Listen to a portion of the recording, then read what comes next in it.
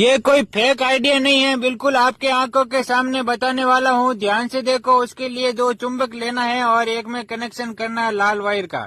लाल wire का connection करने के बाद में लपेट देना है और दोनों मुंडी का कनेक्शन करना है, एक मुंडी का नहीं। दोनों और लपेट के ऐसे बना देना है और ऐसे ऐसे 2 बना देना है। 2 बनाने के बाद में एक छोटा वायर लेना है और काले वाले में लाल वाला कनेक्शन करना और एक पीला वाला करना है। 2 कनेक्शन करने के बाद में इन दोनों को साथ में जोड़ देना है और एक टेप लगा देना का। कोई भी टेप हो आप लगा सकते हो। उसके लिए ध्यान से देखना बिल्कुल।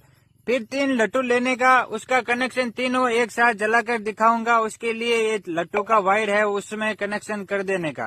करने के बाद में इसमें टेप लगा दो।